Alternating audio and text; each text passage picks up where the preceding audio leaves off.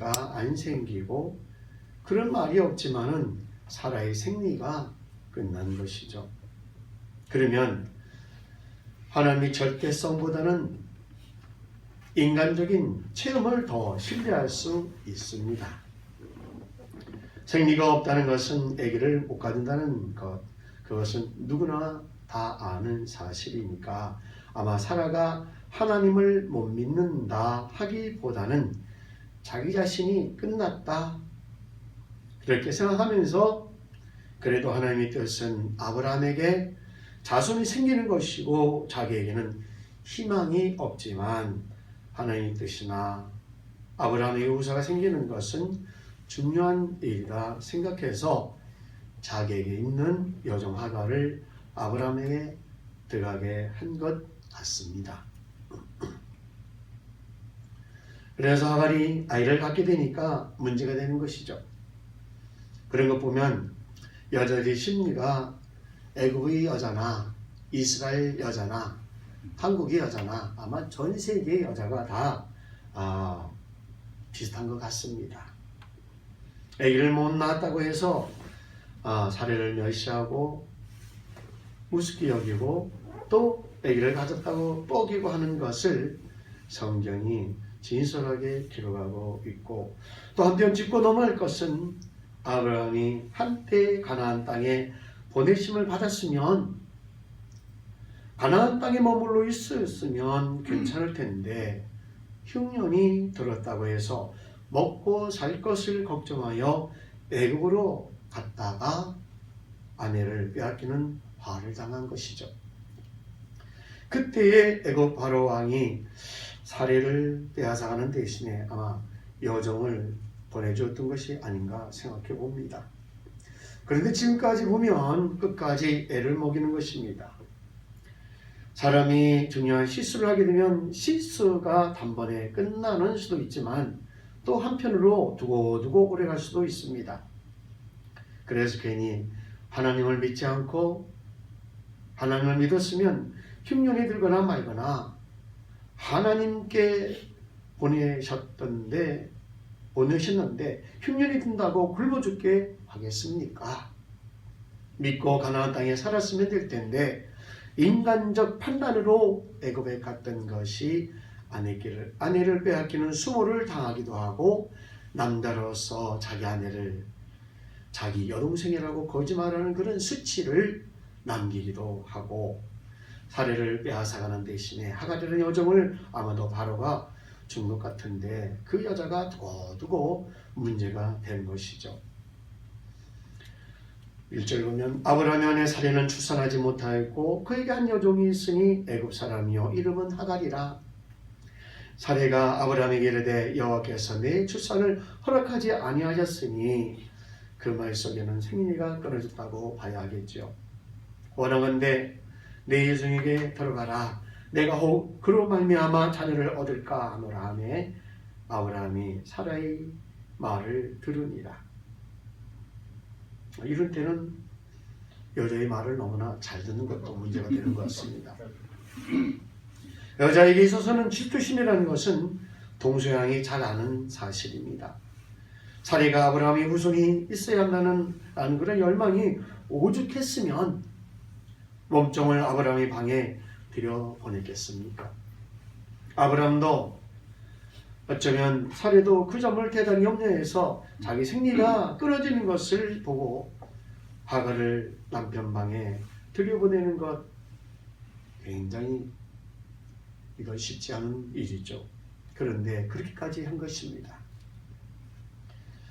성경 기자가 아브라함이 하나님의 말씀을 듣지 않고 사라의 말을 들었다는 것을 이렇게 드러내서 지목하고 있는 것을 볼 수 있습니다. 아브라함의 아내 사례가 그 여종 애굽 사람 하갈을 데려다가 그 남편 아브라함에게 첩으로 줄 때는 아브라함이 가나안 땅에 거주한 지 10년 후였더라. 그러니까 75세에 가나안 땅에 들어가 85세가 된 것이죠. 아브라함이 하갈과 동청하였더니 하갈이 임신함에 그가 자기의 임신함을 알고 그의 여주인을 멸시한지라. 우리는 역사 드라마나 등등의 주변에 그러한 좀 내려오는 그런 일들을 보면 이런 것들이 종종 듣기도 하고 우리는 접하게 됩니다. 하갈이라는 여자는 그릇이 그것밖에 안 되었던 것이죠. 자기로 하여금 아브라함의 방에 들어가게 해서 아기를 얻게 한 자가 누군데 함부로 멸시합니까? 사례가 아브라함에게 이르되 내가 받는 모욕은 당신이 받아야 옳도다. 내가 나의 여종을 당신의 품에 두었거늘 그가 자기의 임신함을 알고 나를 멸시하니 당신과 나 사이에 여호와께서 판단하시기를 원하노라. 사례가 여종과 아브라함과 하나님 앞에 모든 것을 털어놓으면서 원망비슷한 말을 하고 있습니다. 아브라함이 사례에게 이르되 당신의 여종은 당신이 수중에 있으니 당신의 눈에 좋은 대로 그에게 행하라 하매 사례가 하갈을 학대하였더니 하갈이 사례 앞에서 도망하였더라. 사례가 하갈을 심히 다뤘다고 봅니다. 아브라함이 허락이 나니까 당신 마음대로 하라 했더니 하갈이 사례 앞에서 도망갈 정도로 학대를 한 것이죠. 여호와의 사자가 광야의 샘물 곁 곧 술길 샘 곁에서 그를 만나, 여기서 술길이라는 곳은 아마 가나안 땅에서 애굽도로 들어가는 입구에 있는 것 같습니다. 이 하갈이 애굽 여자니까 일이 생기면 여자들이 일이 생기면 어디로 가겠습니까? 네, 친정으로 가는 것이죠. 이거 보면 지금이나 그때나 문명은 문화는 달랐지만 문명은 거의 비슷한 것 같습니다. 이르되 사례의 여종 하갈아 내가 어디서 왔으며 어디로 가느냐? 그가 이르되 나는 내 여주인 사례를 피하여 도망하나이다. 이렇게 묻는 것은 천사가 올라서 묻겠습니까? 지금 잘못된 길을 가고 있다는 것이죠. 여호와의 사자가 그에게 이르되 내 여주인에게로 돌아가서 그 수하에 복종하라. 그것이 도리라는 것이죠. 지극히 당연한 윤리적 지도의 내용입니다. 자신이 분수를 알아야 된다는 것이죠. 여호와의 사자가 또 그에게 이르되 내가 내 씨를 크게 번성하여 그 수가 많아 셀 수 없게 하리라. 여호와의 사자가 그에게 이르되 내가 임신하였은즉 아들을 낳으리니 그 이름을 이스마엘이라 하라. 이는 여호와께서 내 고통을 들으셨음이니라. 사람이 살아가다가 이런저런 고통이 있을 수 있습니다.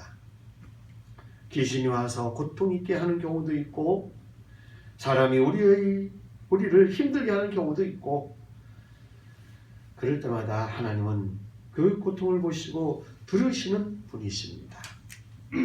우리 눈을 만드신 분이 보지 못하시겠습니까? 귀를 만드신 분이 듣지 못하시겠습니까? 그러니까 이스마엘이란 말은 하나님이 들으셨다, 너의 고통을 들으셨다, 그런 말이죠. 그가 사람 중에 들나귀 같이 되리니 야생마 같이 된다는 거죠. 들나귀라는 말. 그의 손에 모든 사람을 치겠고 모든 사람의 손이 그를 칠지며 그가 모든 형제와 대항해서 살리라 하니라. 그러니까 이스마엘이 태어나서 그 이후에 어떻게 될 것을 예언하는 것이죠. 그런 일이 없어야 되는데 인간 세상에 잘못되어 가지고 초백에서 사람이 태어나는 수가 있는 것이죠. 그렇게 되었어도 큰 무리 없이 평온하게 삶을 유지하는 사람도 있지만 그렇지 않은 경우도 가끔 있습니다. 다시 말하면 엄마 아빠가 정상적인 관계가 아닌 데서 태어난 경우에 그 자녀들이 순탄치 않은 윤리적으로 기초 인격이 잘못됐든지 어떤 정상적인 관계가 아닌 곳에서 태어난 자녀들이 어떤 정상적인 관계가 아닌 곳에서 태어난 자녀들이 문제를 일으키는 그런 사례가 우리 역사 가운데 덜어 있는 얘기죠. 그런 것처럼 하갈과 아브라함 사이에 태어난 이스마엘이 모든 사람을 치게 될 것이고 모든 사람이 그를 치려고 할 것이다. 이것은 축복도 저주도 아니고 하나의 예언이죠. 바람직한 예언도 아니고 그렇다고 하나님이 그렇게 하라고 한 것도 아니고 그렇게 될 것을 미리 말씀하시는 것입니다. 하갈이 자기에게 이르신 여호와 이름을 나를 살피시는 하나님이라 하였으니 이는 내가 어떻게 여기서 나를 살피시는 하나님을 배웠는고 함이라. 그러니까 아까는 하나님이 고통을 들으신다고 천사가 말했는데 나 같은 하찮은 계집종의 사정도 하나님께서 다 지켜보고 계시는구나 하는 것을 하갈이 인식했다는 것이죠. 이것은 작은 문제가 아닙니다. 그 신앙의 단계에 내가 살아가고 있는 내 삶이나 내 애환이나 고통이나 하나님께서 다 살피시고 계신다 하는 인식이 확신해진다면 거기에 우리가 억울하고 어려워도 조용할 수 있는 것입니다. 그렇죠? 사람 앞에서 내 일을 다 일일이 말할 필요가 없습니다. 남들이 나의 고충을 다 알아주지 못합니다. 자기 사정도 잘 모르고 하는데 남의 사정도 다 알아주지 못합니다. 누가 알아주시는가? 하나님께서 알아주신다는 것입니다. 하나님이 살피신다. 이것이 하갈의 신앙 고백인데요. 내가 여기서 나를 살피시는 하나님을 배웠는고 하면서 사실은 하나님도 보셨겠지만 하나님의 사자 천사가 하갈을 만나주신 것인데 천사가 임의로 아니면 하나님의 지시로 만나주신 것인데 잘 모르지만 어쨌든 하갈의 신앙 고백이 하나님이 그런 미천한 계집종의 고통도 지켜보시고 눈여겨보시고 살피시고 하는구나 하는 고백을 한 것입니다. 성경이 있는 것도 아니고 그 당시에요 목사가 있는 것도 아니고 누가 설교해 주는 것도 아닌데 사례가 자기 체험을 통해서 나를 살피시는 하나님, 나를 지켜봐 주시는 하나님, 하나님이 우리가 고통받는 것을 모른다는 것이 아니라는 것이죠. 하나님이 아시면 되었지 사람이 다 알아지 못합니다. 그래서 14절 샘 이름을 뭐라고 했습니까? 그 샘을 부엘라 헤로이라 불렀으며 그것은 가데스와 베레 사이에 있더라 라고 되어 있죠. 지켜보시는구나 하고 지켜보시는 하나님이 샘물이라 이렇게 샘물 이름을 지었다는 것입니다. 하갈이 아브라함의 아들 나음에 아브라함이 하갈이 낳은 그 아들을 이름하여 이스마엘이라 했더라. 하나님이 나의 고통을 들어주셨다 이렇게 이름을 지었던 것이죠. 하갈이 아브라함에게 이스마엘을 낳았을 때에 아브라함이 86세였더라. 85세에 잉태하여 86세에 낳았다는 얘기죠. 하나님이 아브라함을 부르신 지 10년째 되었을 때 이런 일이 있었다는 얘기입니다. 그리고 또 세월이 지나갑니다. 17장으로 넘어갑니다. 1절 같이 한번 읽어볼까요? 시작. 아브라함이 99세 때에 여호와께서 아브라함에게 나타나서 그에게 이르시되 나는 전능한 하나님이라 너는 내 앞에서 행하여 안전하라. 13년이 지난 후입니다. 이런 것 보면 하나님이 참 역사의 수레바퀴를 너무나 천천히 돌린다고 할 수 있습니다. 이거는 인간적인 생각이죠. 우리 한국 사람 기준으로 보면 너무 느리게 진행한다고 볼 수 있습니다. 너무나 여기저기서도 빨리빨리라는 것이 많이 들리고 하니까요. 그때 우리가 인내가 필요하다는 것입니다.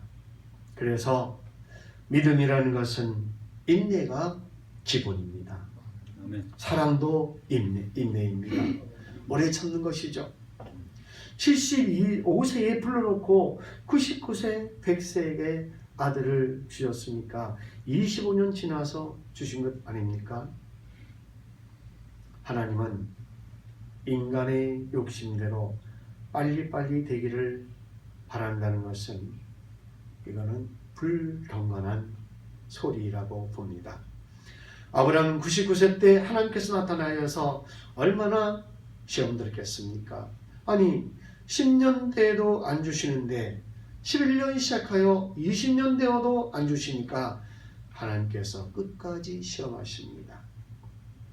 그 문제를 풀 때까지 또 제시하고 3시하고 4시에서 24년을 기다립니다. 그렇게 하나님께서 시험해 보시고 이렇게 시험에 통과되어야 하는 것이죠. 하나님을 믿고 신뢰하기까지는 몇 년 제시를 하는지 모릅니다. 그 가운데 조급한 사람은 번번이 실수합니다. 그래서 바울이 사랑이란 무엇이냐? 오래 참는 것이다. 사랑은 오래 참고 오냐며 투기하지 아니하며 이런 말을 할 수 있었던 것이죠. 그래서 옛날이나 지금의 그리스도인들이 기본 자세는 오래 참고입니다. 약속도 그렇습니다. 소망도 오래 참고입니다. 사람을 알아주지 못한다 할지라도 하나님께서는 살피신다는 것입니다. 적은 숫자의 성도들이 교회를 섬기고 있지만 많이 배운 김재나의 피아노 치는 것도 하나님께서 보고 계신다는 겁니다. 아멘. 그런 마음을 갖고 늘 성실하게 열심을 다할 줄 믿습니다. 아브라함이 99세 때에 여호와께서 아브라함이 나타나서 그에게 이르시되 나는 전능한 하나님이라. 왜 이 말씀을 맨 먼저 했을까요? 아브라함이 하나님을 믿되 전능한 하나님으로 안 믿는 것이죠. 사례의 생리가 끊어졌으니까 사례는 아기를 낳을 수 없다고 믿었던 것입니다. 하나님이 전능성을 안 믿고 아내의 합리적인 말을 믿고 자기에 대해서 바로 말씀한 것이 아니라 13년 있다가 와선 아브라함 나 이리 봐도 전능한 하나님이야. 그러니까 아브라함이 하나님의 존재를 믿고 하나님이 한 분이심을 믿고 현재 전능한 하나님이라 엘샤다이 전능한 하나님이란 것에 흔들렸기 때문에 다시 한번 내가 믿는 여호와 하나님은 전능한 하나님이다. 그러니까 아브라함이 믿은 후에 의롭다함을 받은 후에 하나님 말씀이 행하여 완전하라. 그리고 전능한 하나님을 믿으면 전능한 하나님을 믿는 사람답게 행동해야 합니다.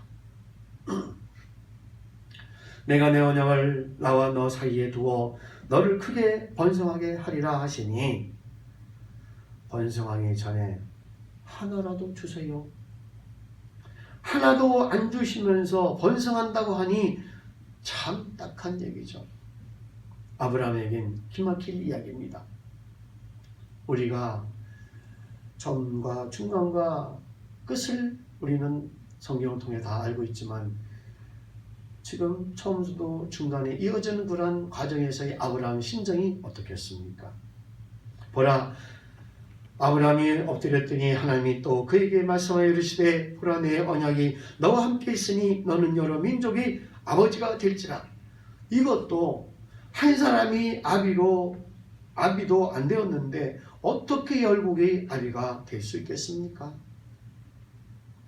이제 우리는 내 이름을 아브라함이라 하지 아니하고 아브라함이라 하리니 이는 내가 너를 여러 민족의 아버지가 되게 함이니라. 내가 너로 심히 번성하게 하리니 내가 네게서 민족들이 나게 하며 왕들이 네게로부터 나오리라. 점점 더 안 믿어질 말씀을 하는 것을 봅니다. 7절부터 12절까지 한번 쭉 읽어보겠습니다. 시작. 내가 내 언약을 나와 너 및 내 대대 후손에게 세워서 영원한 언약을 삼고 너와 내 후손이 하나님이 되리라. 내가 너와 내 후손에게 내가 보리하는 이 땅 곧 가나안 온 땅을 주어 영원한 기업이 되게 하고 나는 그들의 하나님이 되리라. 하나님이 또 아브라함에게 이르시되 그런즉 너는 내 언약을 지키고 내 구성도 대대로 지키라. 너희 중 남자는 다 할 일을 받으라. 이것이 나와 너희와 너희 후손 사이에 지킬 내 언약이니라. 너희는 표피를 배워라. 이것이 너와 너희 사이의 언약의 표징이니라. 너희의 내리로 모든 남자는 집에서 난 자나 또는 너희 자손이라 이방 사람에게서 돈으로 산 자를 먹으라고 난지 8일만에 할 일을 받을 것이라. 아멘. 계속 이어집니다. 너희 집에서 난 자든지 너희 돈으로 산 자든지 할 일을 받아야 하리니 이에 내 언약이 너희 살에 있어 영원한 언약이 되려니와 할 일을 받지 아니한 남자 곧 표피를 베지 아니한 자는 백성 중에서 끊어지리니 그가 내 언약을 배반하였습니다. 그래서 남자들이 표피를 벤다는 것은 다른 의미가 있는 것이 아니고 그 언약을 잊지 못하게 하는 것이죠. 어떤 남자든 하루에 한두 번 이상은 화장실에 갈 거 아니겠습니까? 표피된 것을 먼저 만져봐야 하겠습니다. 그러면서 절대로 잊지 못하게 하는 방법으로 할례를 받게 한 것이죠. 15절 갑니다. 하나님이 또 아브라함에게 이르시되 내 아내의 살이는 이름을 살이라 하지 말고 사라라 하라. 내가 그에게 복을 주어 그가 내게 아들을 낳아주게 하며 내가 그에게 복을 주어 그를 여러 민족의 어머니가 되게 하리니 민족의 여러 왕이 그에게서 나리라. 지금 하나도 안 낳았는데 열국의 왕이 나온다고 하니 사라도 믿을 수 없죠. 아브라함이 엎드려 웃으며 마음속으로 이르되 100세 된 사람이 어찌 자식을 낳을까? 사라는 90세니 어찌 출산하리오 하고. 참 그렇습니다. 말대꾸도 못하고 하나님의 말씀을 믿지 못한 것이죠. 충분히 안 믿어지게 해놓고 나중에 믿어지게 하는 것이죠. 이것은 무엇을 의미하느냐? 하나님의 약속은 인간의 이성을 넘어선다는 것이죠. 그래서 일부러 사람의 생리가 있을 때 태어나면 자연 출생이지만 사라의 생리가 끊어질 때까지 기다려서 아브라함도 사례도 절대로 아기를 낳을 수 없다 하는 때에 낳아서 그것이 자연 출생이 아니고 약속의 자녀인 것이다 라는 것을 더 드러내는 그러한 내용이라 보겠습니다. 아브라함이 하나님께 이르되 이스마엘이나 하나님 앞에 살기를 원하나이다. 이스라엘이나 건강하게 했으면 좋겠습니다. 하나님이 이르시되 아니라 내 아내 사라가 내게 아들을 낳으리니 너는 그 이름을 이삭이라 하라. 내가 그와 내 언약을 세우리니 그의 후손에게 영원한 언약이 되리라. 이차크 히브리 말이죠. 그것이 이삭입니다. 웃었다는 것이죠. 참 아브라함이 이때 하나님의 믿기가 어려웠지 않겠나. 다 못 믿게 해놓고 믿으라고 하니까 참. 그리고 이스마엘에 대해서는 내가 내 말을 들었나니 내가 그에게 복을 주어 그를 매우 크게 생육하고 번성할지라. 그가 12두령을 낳으리니 내가 그를 큰 나라가 되게 하려니와 내 언약은 내가 내년 이 시기에 사라가 내게 낳을 이삭과 세우리라. 같이 있는 언약은 사라가 내게 낳을 이삭과 세우리라. 이런 일은 전에도 없었던 것인데요. 22절부터 24절까지 같이 읽어보겠습니다. 시작. 하나님이 아브라함과 말씀을 마치고 그를 떠나 올라가셨더라. 이에 아브라함이 하나님이 자기에게 말씀하신 대로 이날에 그 아들 이스마엘과 집에서 태어난 모든 자와 돈으로 산 모든 자 곧 아브라함의 집사람 중 모든 남자를 데려다가 그 표피를 베었으니 아브라함이 그의 표피를 벨 때는 99세였고 어쩌면 아브라함이 이때 세리를 받은 것이나 마찬가지라고 봅니다. 이때 거듭났다고 볼 수 있는 것이죠. 새로운 사람으로 자기가 한 실수도 자기 스스로 보았고 자기 믿음이 행하여 완전치 못한 것도 보았습니다. 믿음이 흔들리는 것도 보았고 그럼에도 불구하고 하나님은 아브라함에게 전능한 하나님으로 또 행하여 완전한 하나님으로 나타난 것이죠. 표피를 배웠다는 것은 하나님의 말씀을 믿었다 하는 것으로 믿어 순종했다는 것 하나의 표징이라고 할 수 있습니다. 26절, 27절까지 또 읽겠습니다. 시작. 그의 아들 이스마엘이 그의 표피를 댄 때는 13세였더라. 그날에 아브라함과 그 아들 이스마엘이 할례를 받았고 그 집의 모든 남자 곧 집에서 태어난 자와 돈으로 이방 사람에게서 사온 자가 다 그와 함께 할례를 받았더라. 이렇게 해서 아브라함이 책망도 받았고 할례도 받았고 또 자기의 생각이 하나님을 믿지 않고 사람 말대로 행했던 것이 잘못되었다 하는 것도 인식했던 것 같습니다. 내가 정말 믿음 없이 행동했구나. 그리고는 전능한 하나님이라는 것이 믿어지는데 몇 년이 걸렸습니까? 무려 25년이 걸린 것이죠. 이 사이 태어났을 때라야 아브라함에게 진짜 전능한 하나님이구나. 생리하고 상관도 없고 나이하고도 상관없이 정말 전능한 하나님이구나. 이것이 믿어졌던 거겠죠. 창조주 하나님이란 말, 우주 만물과 하나님이 창조한 인간과 인체 이런 것만 봐도 전능하시는 것을 알 수 있는데 우리도 가끔 흔들리는 게 창조할 때 전능했는데 지금 우리 앞에 있는 일에 대해선 전능한 하나님을 안 믿는 그런 경향이 있습니다. 여기저기서 얼마나 이 코로나19를 막아주십시오 라고 기도를 얼마나 하시겠습니까? 그렇지만 우리 하나님께서 여기서 전능한 어떠한 놀라운 기적을 베푸지 않으셨습니다.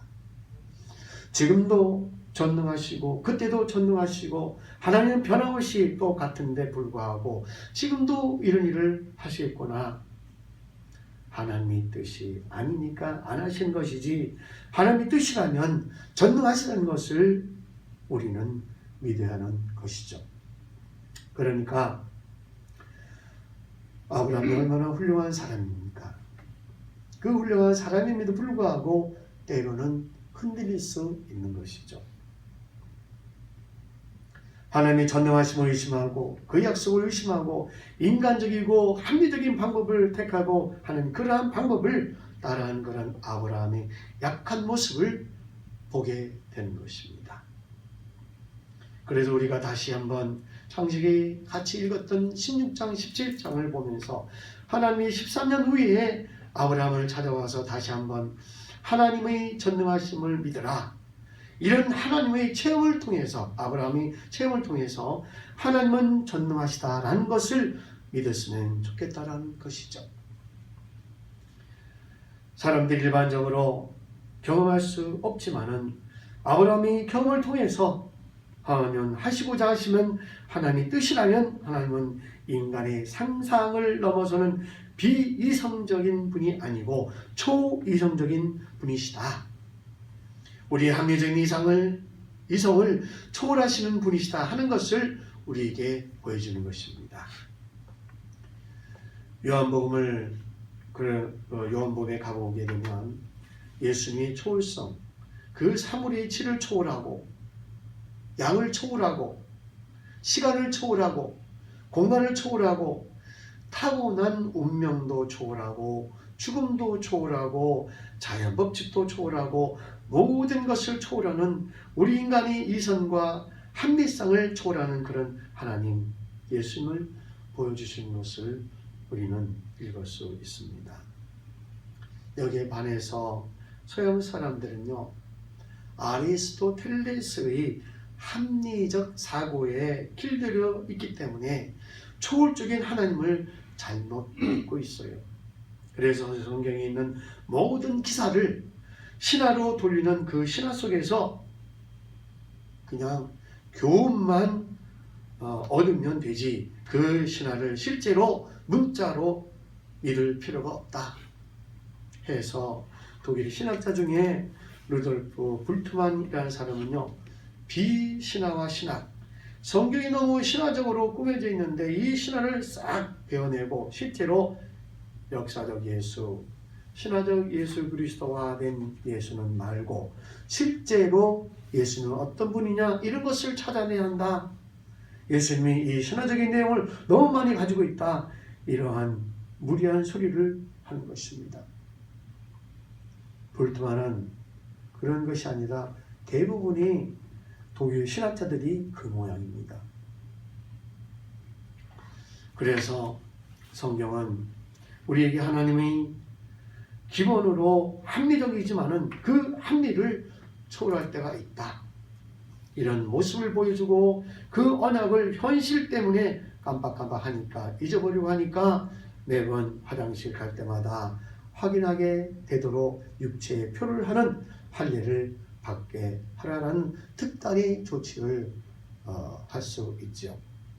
어쨌든 하나님의 약속을 잊지 않게 하셨는데 우리도 성경 말씀을 꾸준히 읽고 하나님의 전능성은 우리 인간의 합리성을 초월하실 수 있는 분이시다. 늘상 그런 건 아니지만 특별한 경우에 하나님은 우리 인간의 이성을 초월하신 분이시다. 이런 면을 창세기에서 보여준다는 것입니다. 창세기인 인간의 여러 모습이 잘 그려져 있습니다. 모든 인지상정의 내용은 정직하게 기록이 되어 있습니다. 언제 읽어도 바람 타고 구름 잡는 얘기가 아니고 사람들 심리 속에 여전히 보이는 그런 모습이라고 할 수 있는 것이죠. 네, 말씀 마칩니다. 기도합니다. 하나님 아버지, 오늘도 아브라함의 가정 이야기와 아브라함의 가정에 찾아오셔서 하나님께서 남기신 말씀과 할례 언약을 읽어보았습니다. 우리도 별 수 없이 하늘적인 경험적인 그런 외에 수용하지 못하는 연약함이 있지만은 하나님은 우리의 경험과 우리 이성을 초월하는 분이십니다. 아브라함에게 하신 말씀이 한마디도 땅에 떨어지지 않고 그대로 이루어진 것을 우리가 믿습니다. 우리도 하나님께서 하신 말씀, 예언과 약속 중에서 우리 이성으로 나타나지 않는 것도 있지만 하나님의 때가 되면 하나님의 방법으로 이루어질 것을 믿고 항상 말씀에 순종하여 실천하는, 하루도 잊지 않고 매일 생각하는 그 약속을 기억하고 사는 신실한 백성이 되게 하여 주옵소서. 아멘. 코로나가 계속 우리의 건강을 위협하고 있는 상황에 조심해야 될 것 내용대로 잘 지켜나가며 이러한 가운데도 견고한 모습으로 신앙생활 잘할 수 있도록 도와주옵소서. 아멘. 예수님 이름으로 기도드리옵나이다. 아멘. 380장 정리드립니다.